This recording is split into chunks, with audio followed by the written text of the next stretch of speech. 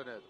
Sir, ಈಗ ಕಾಂಗ್ರೆಸ್ನವರು ಅಷ್ಟೆಲ್ಲ ಆರೋಪ ಮಾಡಿದ್ದಾರೆ, ಅಂಕಿಅಂಶ ಮುಂದೆ ಇಟ್ಟಿದ್ದಾರೆ. ಕೇಂದ್ರ ಸರ್ಕಾರ ಯಾಕೆ ಒಂದೇ ಒಂದು ಅಂಕಿಅಂಶ ಮುಂದೆ ಇಡ್ತಾ ಇಲ್ಲ? ನೋಡ್ರಿ, ಅಂತ ಡೌಟ್ ಬರ್ತಕ್ಕಂಥದ್ದು ಏನಿದೆ, ನಾವು ಸ್ಪಷ್ಟವಾಗಿ ಹೇಳ್ತಾ ಇದ್ದೇವೆ. ಬಸವರಾಜ ಬೊಮ್ಮಾಯಿ ನಮ್ಮ ಮುಖಂಡರು ಇವತ್ತು ಕೂಡ ಮಾತನಾಡ್ತಾ ಹೇಳಿದ್ದಾರೆ, ಟ್ಯಾಕ್ಸ್ ಡೆವಲ್ಯೂಷನ್ ವಿಚಾರದಲ್ಲಿ ಎಷ್ಟು ಕೋಟಿ ಹಣ ಬಂದಿದೆ ಅಂತೇಳಿ.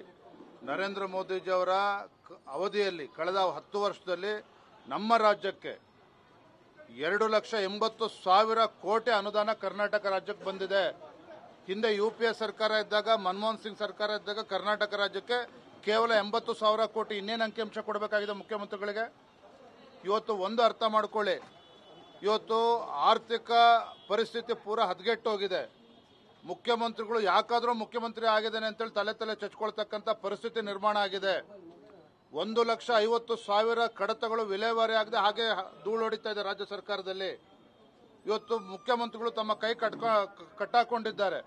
₹1 ಅನುದಾನ ಅದಕ್ಕೂ ಕೂಡ ಘೋಷಣೆ ಆಗ್ತಾ ಇಲ್ಲ. ಹಾಗಾಗಿ ಇದ್ರ ಮಧ್ಯನೂ ಕೂಡ ಹೇಗಾದ್ರೂ ಕಳೆದ ವಿಧಾನಸಭಾ ಚುನಾವಣೆಯಲ್ಲಿ ಒಂದು ಸುಳ್ಳನ್ನ 100 ಬಾರಿ ಹೇಳಿ ರಾಜ್ಯದ ಅಧಿಕಾರಕ್ಕೆ ಬಂದಿದ್ದೇವೆ.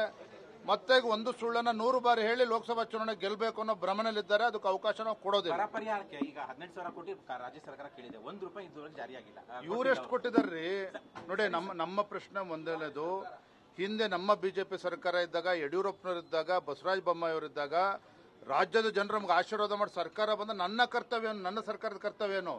ಮೊದಲು ರಾಜ್ಯ ಸರ್ಕಾರ ಆಡಳಿತ ನಡೆಸ್ತಕ್ಕಂಥ ಆಡಳಿತ ಪಕ್ಷ, ನೀವು ಆಡಳಿತ ಪಕ್ಷ ಕಾಂಗ್ರೆಸ್ ಪಕ್ಷ, ಮತ್ತು ಮೊದಲು ರೈತರಿಗೆ ಇವತ್ತು ಬಿಡುಗಡೆ ಮಾಡ್ಬೇಕು ಹಣವನ್ನ.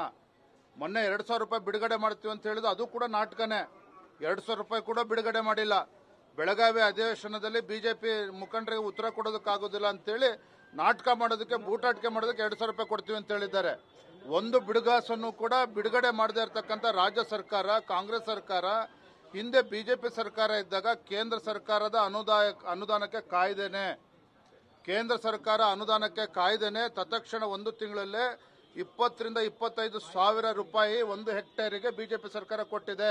ನಿಮಗೇನು ದಾಡಿಯಾಗಿದೆ ರಾಜ್ಯದಲ್ಲಿರ್ತಕ್ಕಂಥ ಕಾಂಗ್ರೆಸ್ ಸರ್ಕಾರಕ್ಕೆ? ಇದನ್ನ ನಾವು ಕೇಳ್ತಾ ಇರ್ತಕ್ಕಂಥದ್ದು. ಯಾವ ಭದ್ರಾ ಮೇಲ್ದಂಡೆ ಬಗ್ಗೆ ಮಾತನಾಡ್ತಾ ಇದ್ದಾರೆ? ಇವತ್ತು ಮೇಕೆದಾಟು ಮತ್ತೊಂದು ಹೋರಾಟ, ಮೇಕೆದಾಟಿನ ಬಗ್ಗೆ ಹೋರಾಟ ಮಾಡ್ತಿದ್ದಕ್ಕಂಥ DK ಶಿವಕುಮಾರ್ ಎಲ್ಲೋಗಿದ್ದಾರೆ? ಇವತ್ತು ಯಾವ ಮೇಕೆದಾಟಿನ ಬಗ್ಗೆ ಮಾತನಾಡ್ತಾ ಇದ್ದಾರೆ? ಕೃಷ್ಣಾ ಮೇಲ್ದಂಡೆ ಬಗ್ಗೆ ಏನ್ ದುಡ್ಡು ಕೊಟ್ಟಿದ್ದಾರೆ? ಈ ರೀತಿ ಕಾಗೆ ಆರಿಸ್ತಕ್ಕಂಥ ಕೆಲಸ ಮಾಡ್ತಾ ಇದ್ದಾರೆ, ಜನರ ಕಣ್ಣಿಗೆ ಮಣ್ಣಿರ್ತಕ್ಕಂಥ ಕೆಲಸ ಮಾಡ್ತಾ ಇದ್ದಾರೆ.